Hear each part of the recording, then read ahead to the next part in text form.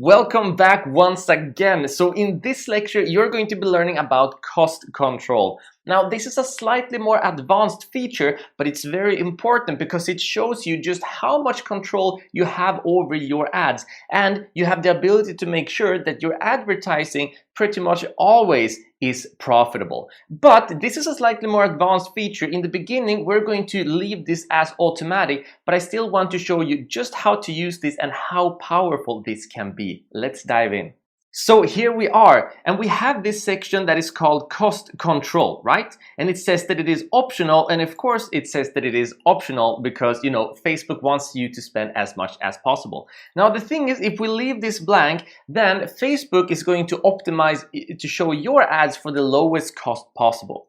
And now the way that Facebook ads work when you get to show them and when you not get to show them is basically, if we look at what we have chosen our placement for Facebook newsfeed. And we have also chosen the type of targeting that we have, detail, the gender, age, etc. So we have a specific audience that we want to show our ads for. Now the thing is, we are not the only people who are trying to show ads for this audience. So the only way for Facebook to know whose ad they are going to show to this audience is simply to show it to the person who is paying the most for it. So it goes without saying that the more advertisers there are, the more the cost is going to be per landing page view. And the less advertisers there are, the lower the cost is going to be for your landing page view. Basically, this is an auction house and you are bidding to have your ad being shown. Now the thing is, if you don't write in your cost control here, well, that means that you allow Facebook to do the bidding for you, all right? And that's good in the beginning because we don't have any data, and also Facebook doesn't have any data from our account, so it's very hard for them to properly optimize things, but they're gonna do the best they can with the lowest bid. However, once we do have data, we can set some maximum bidding costs. And this is great because this gives us control. Let me show you exactly what I mean. So in order for us to set a cost control, we need to have some data already, right? The first thing that we need to have is that we need to know our profit. And what is profit? Well, that is your revenue minus your expenses. Let me show you what I mean. So take this product as an example. We're trying to sell this product and you can see that the price is $19.95. So that means that if we sell this product to someone who clicks on it, well, then we are going to get $19.95 from that sale.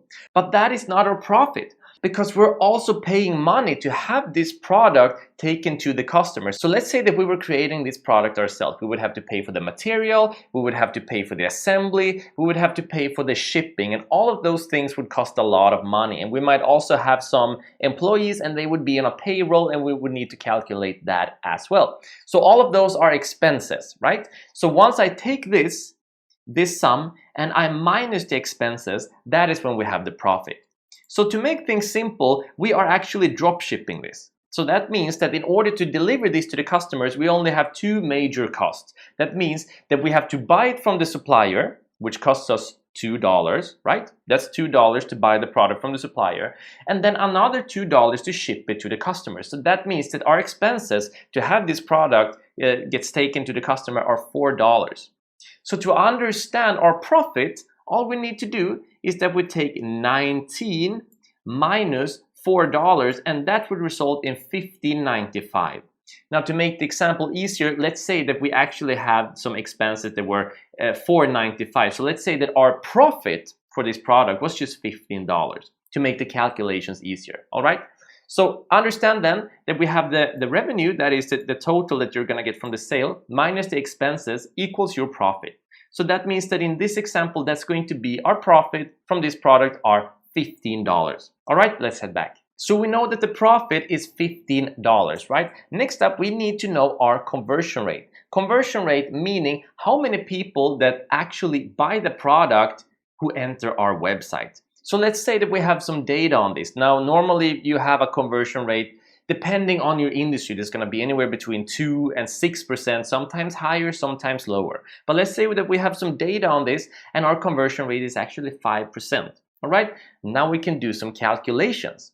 So what we're going to do now is that we are going to take 100 landing page views and we are going to times that with 0.05. 0.05, that's 5%. So that means that out of 100 landing page views, meaning 100 people entering our website, 5 of those people are actually going to be buying our product, our bracelet, right? So now that we know that 5 out of 100 people are actually going to buy our product, we can calculate how much 100 landing page views are worth to us, right? So we're just gonna take 5 times $15, which equals $75, right? So the interesting thing here now is that we know that 100 landing page views is at the value for us of $75, because we know that if we get 100 landing page views to our website, we are on average going to make $75. Make sense? So this is some great data, and we're calculating this just from understanding our profit and understanding our conversion rate. So 100 landing page views, it has the value of $75 for us. So next up, we can actually take those $75, that is 75, and divide it with 100. So we're taking the value of all of those landing pages and dividing it with the amount of landing page views we're getting.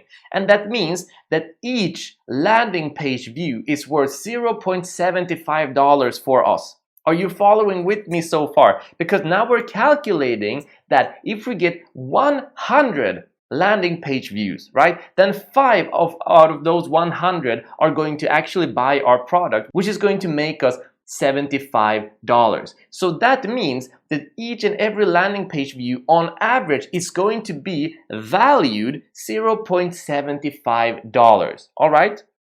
So that means that our cost control is going to be $0.75. So that means that if we bid a maximum of $0.75, we can stay profitable. All right? This is some really great news. Let's head back. So now at this point, we know that for our cost control with the data that we have, we would enter in $0.75, because if we make sure that we don't pay more than that, we are going to remain profitable based on the calculations that we have. Now understand, Facebook are always trying to optimize for your lowest costs, right? So that means that you're not going to be paying $0.75 for the different times that your ad actually gets a landing page view. Rather, it's the maximum that you're going to be paying. So you might even be paying as little as 0.1. What we're setting here is the cost control, the maximum. All right? So I hope you followed that calculation. If not, just rewind and go through it again, because once you get it, it's actually quite simple and very powerful. Now next up, we have 2 additional bidding strategies, and that is the cost cap and the bidding cap. And these are different because the cost cap basically says that you are not going to pay more than an average of 0.75 per bid. So that means that some bids, they might be a little bit more, but then the others are going to be a little bit less. But for your entire budget, which we're going to go through in the next lecture, you are going to have an average of 0.75, right? So if they see that there's a great opportunity by going to 0.8 or 0.9, then Facebook will do so. So this cost cap, it allows them to do an average and then go a little lower later to even things out. The bidding cap is different because it's very strict. It means that even if there was an opportunity at 0.76, Facebook would not show your ad because it's strictly capped at 0.75, right? So this is the more advanced technique and the more strict and precise technique, but once you have your data, you can truly optimize with this one. So once you have the data later on, as you become more advanced, I recommend you to stick with the bid cap, all right? Because that's more strict, but once again, you're going to want to try them both out and see which gives you the best results. But in my experience, generally, the bid cap is more powerful.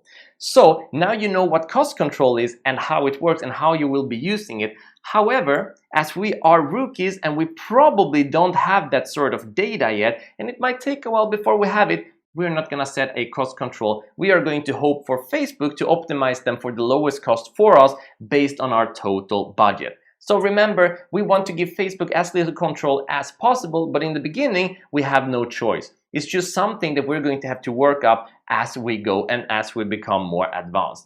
You're going to want to use cost control when you have somewhere between 25 to maybe 50 conversions per week. That means quite a bit of sales per week, because this is a more advanced feature and you want Facebook to be able to optimize this feature for you as long as they get data. The more data Facebook gets, the better they are at optimizing the ads for you.